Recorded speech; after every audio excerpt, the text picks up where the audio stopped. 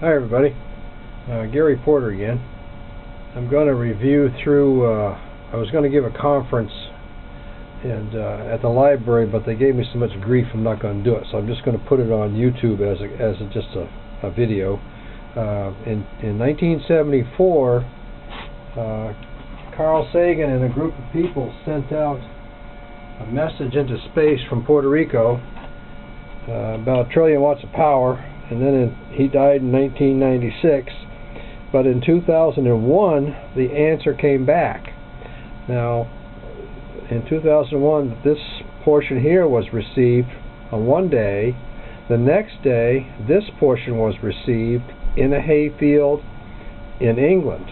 And what they had sent in 74 was our table of elements, our DNA structure. We are a small head, large body, 5 billion people, a third planet from our sun. And then the antenna shape they sent out.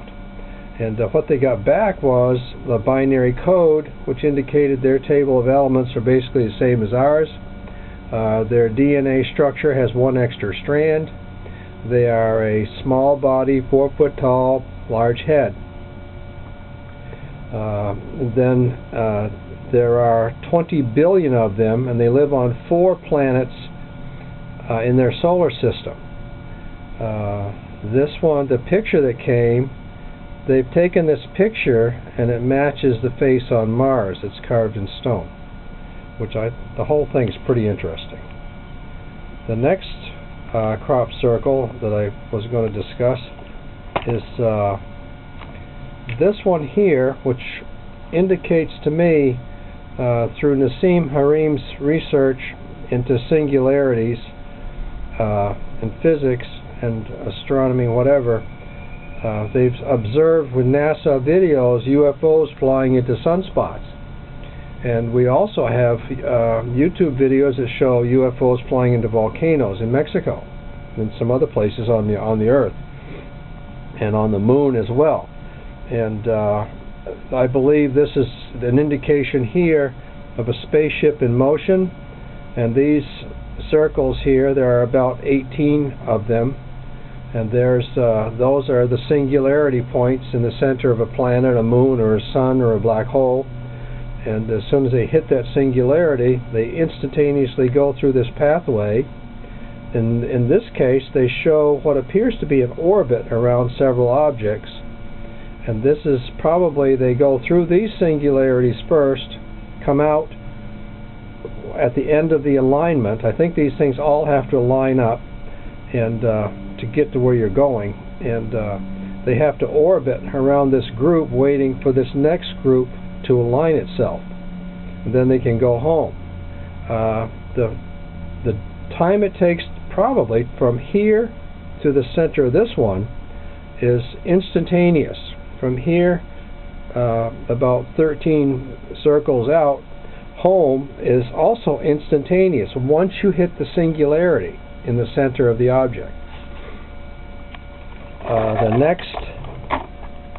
next thing shown is a couple of cone-shaped objects, and these are. Let me move this camera down some here.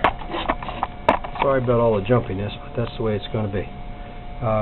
These were found in Africa, and also they were used in Africa in the gold mines. But if you go to Research Coral Castle in Florida, a couple of kids caught Lateskin, or whatever his name is, unloading a truck with 2 ice cream cones in his hands. And so if you put 2 and 2 together, well, there you go. I mean, the pyramids are probably built with 2 ice cream cones and a little bit of knowledge of the Earth's energy. The next circle down is what I put on YouTube as what I believe is an indication of an anti-gravity device. The crescent in the center indicates motion of travel. There are 20 coils on the disc, 16 pulses in the center. From 20 is 4. 1, 2, 3, 4 of the coils don't have an energy pattern. There are 3 types of energy levels used in this thing, and when you plot them, you get an indication of motion. This bottom photograph down here is what I built. This is the platform, and this device here is the controller.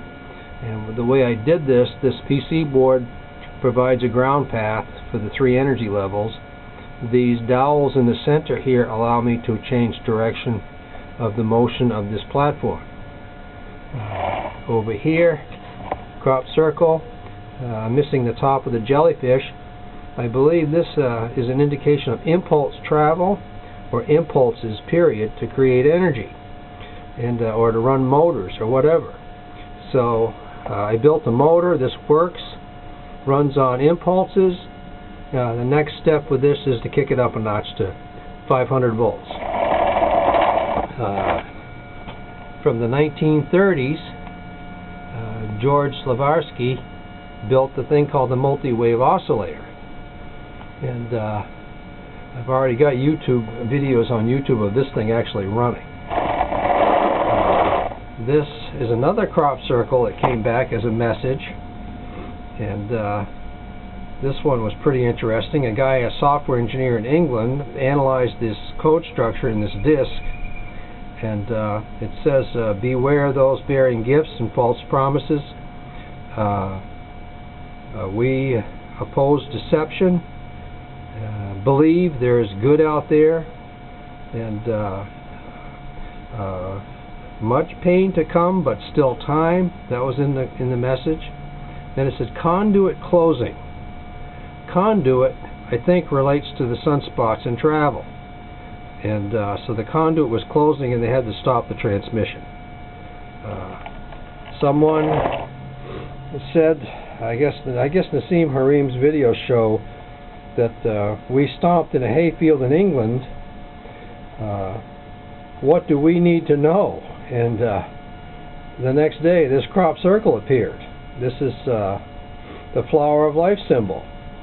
And this represents a tetrahedron crystalline structure, which if you look in a very Old Testament in the Bible, you'll see a tetrahedron crystalline structure putting out light in the throne. Nassim also feels that the measurements on the Ark of the Covenant fit directly. The covenant actually fits in the Great Pyramid in Egypt, and which is kind of interesting too. So it could be that the pyramid's structure was basically an energizing tool for the Ark of the Covenant's tetrahedron crystal. If you look in the old Bibles, you'll see Nassim describes where the word God actually came from, and it was I've got to research it some more. I've got to redo his videos and figure out what he found. And but if you get a chance, look up Nassim Harim's videos on YouTube and watch them. He did most of his research was done out of a Volkswagen bus for 20 years, and traveling around, and now he's in Hawaii with the Resonance Project. As for me, I'm now moving on to doing energy research, and what I'm working on now, let me get this stuff out of the way here so you can see my new board, which actually isn't new. I'm redesigning another one.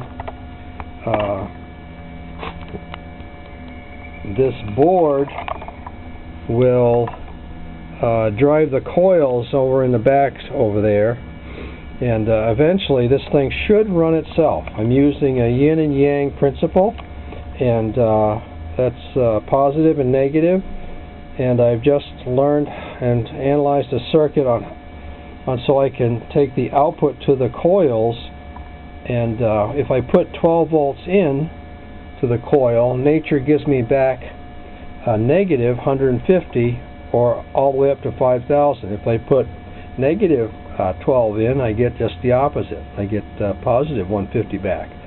So I'm using positives on this side of the board and then negatives on this side, and they alternate one at a time, back and forth. And so what I'm doing now, I'm now changing this logic right here, and this whole area runs on 36 milliwatts of power. That's practically nothing. And so I can use energy coming from the back over here, from the output transformer, bring it back around to the front end, and replace the batteries, and to run this whole machine. The back EMF coming back from positive and negative coils should keep the capacitors recharged on both sides, if I can get the alignment and the pulses right. And Nikola Tesla describes this like it's a swing set idea. If you push the swing set at exactly the right time, you can maintain the level of amplitude in the swinging event with very little energy, but you have to push it at exactly the right time.